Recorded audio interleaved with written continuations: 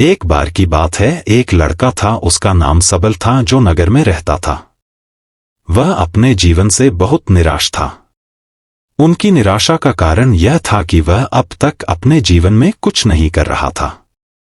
उसके माता पिता उसे ताने मारते थे कि आपके सभी मित्र कुछ न कुछ कर रहे हैं, लेकिन आप अभी भी घर बैठे हैं। दोस्तों के बीच भी अक्सर उनका मजाक उड़ाया जाता था। वह कहीं जाता तो लोग उससे पूछते कि आप क्या कर रहे हैं। उसे यह बताने में भी शर्म आ रही थी। वह कुछ नहीं कर रहा था। धीरे धीरे उसने रिश्तेदारों से मिलना जुलना कम कर दिया और लोगों से मिलना भी बंद कर दिया। वह ज्यादातर समय घर पर ही रहता है। वह अकेला रोता है और भगवान को कोसता है और अपनी किस्मत को दोष देता है। अब उसे अपना जीवन बोझ लगने लगा था। कभी कभी वह सोचता कि कब वह कुछ करने के योग्य बनेगा, और फिर वह सोचता कि जिंदा रहने से अच्छा मर जाना है। एक दिन वह अपने नगर की एक गली से गुजर रहा था। तभी उसने देखा कि एक उपदेशक दुख और परेशानियों पर उपदेश दे रहा है। वह भी उसी भीड़ में सबसे पीछे बैठ गया और गुरु के प्रवचन सुनने लगा। उपदेशक कह रहा था, दुख एक शिक्षक की तरह है जो हमें जीवन की सच्चाई दिखाता है और हमें जीने का सही तरीका सिखाता है। आप चाहें तो जिंदगी जीना भी सीख सकते हैं। गुरुजी उपदेश दे रहे थे कि तुम चाहो तो कुछ भी हासिल कर सकते हो, और अगर चाहो तो एक कोने में बैठकर रो सकते हो। इन सभी बातों को सबल ध्यान से सुन रहा था, लेकिन शिक्षक की यह बातें पसंद नहीं आई। उसने खड़े होकर कहा कि कुछ भी सिखाने से दुख दूर नहीं होता। इसमें केवल दर्द होता है। दुख की पीड़ा अनंत है। ऐसा लगता है कि इसके बाद कुछ होने वाला नहीं है। इससे कुछ भी फर्क नहीं पड़ता है। इसके सामने तो मौत भी छोटी लगती है। उपदेशक ने कहा, फिर तुम्हारा दुख क्या है? सबल ने उसके सामने अपनी सारी व्यथा सुनाई और पूछा, मेरे दुख का कोई उपाय है तुम्हारे पास? यह सुनकर शिक्षक मुस्कुराए और बोले, तुम उस दिन मेरे पास आओ जब आपके जीवन में वास्तविक दर्द हो। मैं आपकी समस्या का समाधान अवश्य करूंगा। यह कहकर गुरु वहां से चला गया। सबल ने सोचा, कहीं मेरा दुख नकली तो नहीं है? क्या मैं जिस दर्द से गुजर रहा हूं वह नकली है? मेरा दुख कोई नहीं समझ सकता। जब मां बाप नहीं समझते तो गुरु क्या समझेगा? उनके दुखों से व्यथित होकर सबल ने एक फैसला लिया कि अब वह कुछ करेगा। सबल ने एक छोटा व्यवसाय शुरू किया, पर उसे सफलता नहीं मिल रही थी। लेकिन उसके घरवाले पूछते हैं कि क्या वह कुछ कोशिश कर रहा है। वह अपने व्यवसाय में लगा रहा और धीरे धीरे उन्हें सफलता मिलने लगी। फिर उसने गति पकड़ी और केवल 3 साल के अंदर ही वह एक बड़ा बिजनेसमैन बन गया। अब सबल के आसपास ऐसे कई लोग थे जो उसकी परवाह करता था, जो उससे प्यार करता था। अब उनके परिवार के सदस्य भी उसकी तारीफ करते नहीं थक रहे थे। दिन ब दिन उसके मित्रों की संख्या बढ़ती जा रही थी। अब वह अपनी जिंदगी से बहुत खुश था। उनके कुछ दोस्तों ने उन्हें सलाह दी कि जब आप एक बड़ा बिजनेसमैन बनकर बहुत खुश हैं, तो सोचिए आपको कितनी खुशी होगी अगर आप इस शहर और इस राज्य के सबसे बड़े बिजनेसमैन बन जाते हैं। कितने लोग आपसे जुड़ना चाहेंगे, आपकी कितनी बड़ी ख्याति होगी और स्वयं राजा भी आपसे दोस्ती करना चाहेंगे और जरूरत पड़ने पर ही आपसे पैसे उधार लेंगे। दोस्तों की यह बात सबल के मन में घर कर गई। अब वह और पैसे कमाने की कोशिश करने लगा, लेकिन उसे यह सब बहुत ही जल्दी चाहिए था। वह समय बर्बाद नहीं करना चाहता था। उनका अधिकांश समय इन चीजों को प्राप्त करने में गलाने लगा। इसलिए वह ऐसे काम करने लगा जो सही नहीं था। उसने बड़ा उधार लेना शुरू कर दिया। उसके दोस्तों से पैसे की मात्रा और अधिक मुनाफा कमाने के लालच में वह अपने माल में मिलावट करने लगा। उसने अन्य व्यापारियों के खिलाफ भी साजिश रची और उन्हें डराया धमकाया, जैसा उसके दोस्त कहते थे वैसा ही करता था। वह इन तरीकों से ज्यादा पैसा कमा रहा था, पर अब उसके जीवन में पहले जैसा चैन न था। उनके मन की शांति गायब हो गई थी और वह रात को सो नहीं पाता था। वह हंगामे में रहता था। वह सब कुछ पाकर भी उन्हें किसी चीज में सुख नहीं मिल रहा था। एक दिन सबल अपनी गाड़ी में कहीं जा रहा था। तभी रास्ते में उन्हें उपदेशक का आश्रम दिखाई दिया। वह रुका और गुरु के पास जाकर बोला, संत, आपने मुझे मेरे पास आने के लिए कहा था जब मेरे जीवन में सच्चा दुख आता है। अब मैं बहुत दुखी हूं कि मेरी नींद हराम हो गई है। मुझे कहीं भी शांति नहीं मिल रही है। इस प्रकार सबल ने अपनी सारी समस्याएं गुरु को बता दी। गुरु ने कहा, जब तुम पहली बार मुझसे मिलने आए थे तब भी तुम किसी दुख में थे। आपने उस दर्द से क्या सीखा? सबल ने कहा कि सिर्फ सोचने और चिंता करने से कुछ नहीं होता। आपकी दृष्टि को सच करने के लिए यह कार्रवाई करता है। और सिर्फ काम करने से कुछ नहीं होता, परिणाम भी मिलना चाहिए। जब आपको लगता है कि आपका लक्ष्य हासिल नहीं होने वाला, तब राह में चाहे कितनी भी मुश्किलें आ जाए, मन कितना भी निराश क्यों न हो, कितना भी लगता हो कि अब कुछ नहीं होने वाला है, तभी विश्वास करें, मैं जो भी कर रहा हूं उसमें अवश्य सफल होऊंगा। लोग केवल सफल लोगों का सम्मान करते हैं। कोई कितना भी अच्छा क्यों न हो, वह हमेशा लोगों की नजरों में बोझ बने रहते हैं। यह सब सुनकर उपदेशक मुस्कुराया और बोला, जब आपके पास है तो यह वास्तविक दुख नहीं है। अपने जीवन में वास्तविक दुख आए तब मेरे पास आओ, मैं उसे ठीक कर दूंगा। सबल ने जाते समय साधु को सोने के सिक्कों से भरा घड़ा भेंट किया। घड़े को देखकर गुरु ने कहा कि यह मेरे किसी काम का नहीं है। उस पेड़ के नीचे गड्ढा खोदकर गाड़ दो। सबल ने घड़े को पेड़ के नीचे दबा दिया, जैसा कि गुरु ने बताया, और वहां से चला गया। कुछ दिनों से कारोबार ठीक चल रहा था, लेकिन व्यापार के गलत तरीके के कारण धीरे धीरे उसे व्यापार में घाटा होने लगा। उसकी सारी दौलत धीरे धीरे खत्म होने लगी और एक दिन ऐसा भी आया जब उसके पास कुछ भी नहीं बचा और उस पर कर्ज का बोझ चढ़ गया था।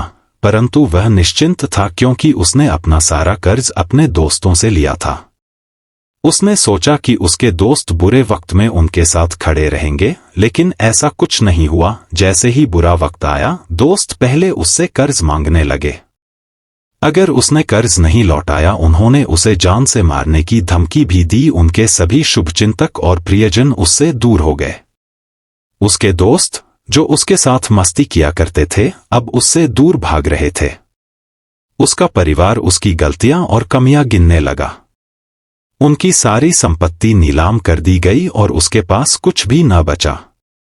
जब उसने अपने पिता से मदद मांगी, पिता ने कहा कि मेरे पास थोड़ी सी संपत्ति है, मैं तुम्हारी मां को क्या कहूंगा अगर मैं तुम्हें दे दूं? यह संपत्ति हमारा अंतिम उपाय है। सबल के मन में गहरा दुख छा गया। उसके आसपास कोई नहीं था जो उनके दुख को समझ सके, जो उसे संभाल सके। जनता के इस विश्वासघात के कारण वह अंदर से टूट चुका था। वह सोचने लगा कि अब जीने का क्या मतलब है, अब मौत ही मेरा सहारा है। वह आत्महत्या करने के लिए पहाड़ी पर जा रहा था, तब से उसे याद आया कि उस शिक्षक ने उससे कहा था, मेरे पास आओ जब तुम्हारे जीवन में वास्तविक दुख हो। सबल गुरु के पास गया और अपनी सारी व्यथा सुनाई। आंखों में आंसू लिए उसने कहा, हे गुरुजी, मेरे दुख का निवारण कीजिए। गुरु ने कहा, जब जीवन में असली दुख होता है तब मेरे पास आ जाना, मैं इसे जरूर ठीक करूंगा। सबल ने कहा कि ये क्या हो रहा है, मेरी जिंदगी में अभी दुख नहीं है, तो आखिर असली दुख क्या है? गुरुजी ने सबसे कहा कि पहले आप मुझे बताओ, आपने अपने दुख से क्या सीखा? सबल ने कहा कि मैंने वह सीखा जो लोग हमारे जीवन में आते हैं, वह हमारी सफलता और प्रगति के कारण वो हमें धोखा जरूर देंगे, क्योंकि बुरे समय में वे हमारे साथ नहीं खड़े होंगे। वे अच्छे समय में ही हमारा फायदा उठाएंगे और बुरे समय में हमें छोड़ देंगे। उन लोगों पर ही भरोसा करें जो हमारे बुरे समय में हमारे साथ खड़े रहते हैं। लेकिन ऐसे लोग बहुत कम होते हैं, लेकिन जिनके पास है उन्हें उनकी सराहना करनी चाहिए, उनका अपमान नहीं करना चाहिए। मैंने कभी भी किसी के खिलाफ साजिश नहीं रखना चाहिए। अपना काम ईमानदारी और धैर्य से करें और कभी लालची मत बनो। अपने सारे दुख दर्द और अनुभव बयां करने के बाद सबल गुरुजी के सामने आंखों में आंसू लिए बैठ गया। कुछ देर बाद साधु उठे और पेड़ के नीचे एक गड्ढा खोदा और घड़ा निकाल लिया जो सोने के सिक्कों से भरा हुआ था। उसने सबल को देकर कहा, मेरे पास आओ जब तुम्हारे जीवन में वास्तविक दुख हो। सबल ने अपने शिक्षक को धन्यवाद दिया और उसे प्रणाम करके चला गया। उस पैसे से उन्होंने एक छोटा सा व्यवसाय शुरू किया। अब वह छोटा व्यापारी बनकर भी खुश हैं। उन्होंने पूरी लगन और ईमानदारी से कारोबार किया। जल्द ही वह अपने शहर का एक बड़ा व्यापारी बन गया। उनका जीवन सुख सुविधाओं से भरा हुआ था। लेकिन कोई कितना भी अच्छा क्यों न हो, लेकिन जीवन में दुख आता है तो सबल के जीवन में भी दुख आते थे। अपने माता पिता की मृत्यु के रूप में वे दोनों एक ही दिन मर गए। सबल अपने माता पिता से बहुत प्यार करता था, इसलिए उनके निधन से उन्हें गहरा सदमा लगा। वह शवों को ले गया, दोनों को श्मशान घाट ले गया जहां अंतिम संस्कार किया गया। वहां उसने अपने माता पिता का शव जलता हुआ देखा तो उनका मन बेचैन हो उठा। उसके मन में कई सवाल उठने लगे। वह घर वापस आ गया, इसलिए उसने अपने माता पिता के घर और संपत्ति को देखा जिसके लिए उनके पिता हमेशा लड़ते रहे। आज जो छूटा पड़ा है, जिन्होंने इसकी देखभाल की, इसके लिए लड़ने वाले इस दुनिया से चले गए। उसके पिता ने जो कुछ कमाया वह सब यहीं रह गया। एक दिन पहले तक उसके पिता मारपीट करते थे किसी के साथ उसकी संपत्ति के लिए। आज वो खुद इस दुनिया से चले गए। उसका मन ऐसे अनेक विचारों के बवंडर में था। वह अंदर से अकेला और डरा हुआ महसूस कर रहा था। वह खाली महसूस कर रहा था। उसे लगा कि कुछ है, वह समझ नहीं सका, इसलिए वह गुरु के पास गया। उसे देखकर गुरुजी ने कहा, क्या जीवन में कोई दुख है? सबल ने कहा, वैसे तो जीवन में कोई दुख नहीं है, सब कुछ अच्छा चल रहा है, लेकिन आज मेरे माता पिता का देहांत हो गया है। मैं इस घटना से बेहद दुखी और परेशान हूं। गुरुजी ने कहा, इसमें दुखी होने की क्या बात है? एक दिन सबके अपनों को मरना है। कोई न कभी जिया है और न कभी रहेगा। एक दिन तुझे भी मरना है। शायद तुम कल ही मर जाओगे, या आप आज भी मर सकते हो। सबल ने कहा, क्या कह रहे हो गुरुजी? मैं भी मर जाऊंगा, लेकिन मैं अभी जवान हूं। गुरु ने कहा कि सब जी रहे हैं इस भ्रम में कि मृत्यु केवल दूसरों को आती है, बड़ों के पास ही आती है। लेकिन जवान और बूढ़े मर जाते हैं, बच्चे मर जाते हैं। मौत का उम्र से कोई लेना देना नहीं है। यह सभी को प्रभावित करता है। मास्टर जी की ये बातें सबल के मन में घर कर गईं और वह चुपचाप चला गया। लेकिन उसका मन अभी भी बेचैन था। वह खाली महसूस कर रहा था। वह सारा दिन अपने बारे में ही सोचता रहा कि वह कौन है, वह इस दुनिया में क्यों आया है, क्या जीवन का लक्ष्य केवल चीजों को खाना और मरना है? ऐसे कई सवाल उसके दिमाग में लगातार उठ रहे थे, लेकिन उन्हें अपने किसी भी सवाल का जवाब नहीं मिल रहा था और उसका दुख दिन ब दिन बढ़ता ही जा रहा था। इसलिए कुछ दिन बाद वह फिर से गुरुजी के पास पहुंचा और बोला, हे स्वामी, मैं बहुत दुखी हूं क्योंकि मैं यह नहीं जान पा रहा हूं कि मैं कौन हूं और मैं इस दुनिया में क्यों आया। यह सुनकर गुरुजी मुस्कुराए और बोले, आज आपके जीवन में पहली बार सच्चा दुख उत्पन्न हो गया है। यह वास्तव में दुख कहलाने के लायक है। हम नहीं जानते कि हम कौन हैं, हम क्यों आए हैं, क्या करें, कैसे करना है। सबल ने अपने गुरु से कहा कि उसकी दुर्दशा दूर करो। गुरु ने कहा कि हम सभी इंसान हैं, जीवन भर संग्रह करते रहते हैं। सबल ने कहा कि सभी इंसान जीवन भर धन, सम्मान, परिवार, प्रतिष्ठा, मित्र, शत्रु आदि जमा करता है। गुरु ने पूछा, क्या हम एकत्रित की गई चीजों में से कुछ भी अपने साथ ले जा सकते हैं? सबल ने कहा, कोई भी इंसान अपने साथ कुछ भी नहीं ले जा सकता, वह सिर्फ अकेला ही जाता है। मेरे माता पिता भी अपने साथ कुछ भी नहीं लेकर गए, सब कुछ धन संपत्ति वैभव सब कुछ यहाँ पर छोड़कर गए। शिक्षक ने कहा, अब मेरी बात ध्यान से सुनो, इस संसार में हमें जो संग्रह करना चाहिए वह हम नहीं करते। चीजें हमारे सामने होती हैं लेकिन हम उन्हें देखने की कोशिश नहीं करते। हमें इस दुनिया में जो कुछ भी इकट्ठा करना है वह हम खुद हैं। हमें खुद को जुटाना होगा ताकि जब हम मरें तो हम एकजुट हो सकें और खुद को पहचानने में सक्षम होने के लिए हम अंदर बंटे हुए हैं। हम प्यार, नफरत, गुस्सा, ईर्ष्या में बंटे हुए हैं। क्रूरता, धन, स्थिति, प्रतिष्ठा, सम्मान, पहचान, धर्म, जाति, सैकड़ों हजारों ऐसी चीजों और इच्छाओं में हम विभाजित हैं और टुकड़ों में जीवन जी रहे हैं। इस विभाजन के कारण हमारी चेतना कभी एक नहीं हो सकती।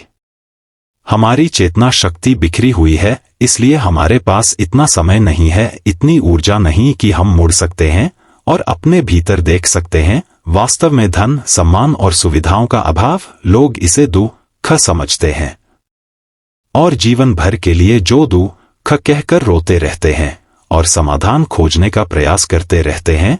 उन्हें अपना समाधान कभी नहीं मिलेगा, क्योंकि जिसे लोग दुख कहते हैं वह वास्तविक दुख नहीं है। यह सिर्फ एक आदमी की इच्छा है, उसकी इच्छा कभी पूरी नहीं होती, इसीलिए व्यक्ति को कभी उनके प्रश्नों का समाधान नहीं मिलता। इसलिए इन सब से परे, यदि आप अपने दुखों का अंतिम समाधान चाहते हैं तो सबसे पहले खुद को समेटो। इस दुनिया से अपनी ऊर्जा वापस ले लो और इकट्ठा करो। अपने आप पर ध्यान केंद्रित करो, स्वयं पर ध्यान दो। अपने मृत्यु से पहले अपने आप को जानने की कोशिश करो, बिखरो मत। सबल ने कहा, तो गुरुजी, क्या हम इस संसार को छोड़ दें? हमारी सभी इच्छाओं को मार देना चाहिए, किसी से प्रेम नहीं करना चाहिए, धन संग्रह नहीं करना चाहिए, सम्मान की आशा छोड़ देनी चाहिए। शिक्षक ने कहा कि भावनाओं और इच्छाओं ऐसे बिखरे हुए मनुष्य में से निकल आओ, जैसे कोई पत्थर पहाड़ से गिरे जिस पर पर्वत का कोई वश नहीं है सिवाय देखने के। परेशान होना और कुछ खोना, वैसे ही बिखरे हुए मनुष्य की इच्छाएं बेकाबू और दर्दनाक हैं। उसका अनियंत्रित मन इच्छा करता रहता है और कल्पना करता रहता है और यह दुख देता है। लेकिन जब एक व्यक्ति अपने मन को एकत्र करता है तो वह जो कुछ भी करता है वह उसके नियंत्रण में होता है। फिर उसकी इच्छा से इच्छाएं भी उत्पन्न होती हैं। सबल ने कहा कि आपने मेरे असली दुख का समाधान कर दिया। आपका बहुत बहुत धन्यवाद। अब से मैं खुद को समेटने, खुद को तराशने की कोशिश करूंगा। गुरुजी ने कहा कि मानव शरीर में बहुत ऊर्जा और शक्ति है, लेकिन यह फालतू के कामों में बंटा हुआ है, बेकार की बातों में लगा हुआ है। यह एक बहुत ही शक्तिशाली मशीन की तरह है, एक बच्चे के हाथ में रखा जा रहा है और वह बिना सोचे समझे अपनी शक्ति बर्बाद कर रहा है और बिना किसी नियंत्रण के। इसीलिए इस शक्ति पर ध्यान दें, अपनी चेतना, और इसे इकट्ठा करें। सबल को अपने प्रश्नों का उत्तर मिल गया। उसने अपने गुरु का शुक्रिया अदा किया और चुपचाप चला गया। दोस्तों, उम्मीद है आपको यह कहानी पसंद आई होगी। अगर आपको यह कहानी पसंद आई हो तो अपने दोस्तों और परिवार के साथ जरूर शेयर करें।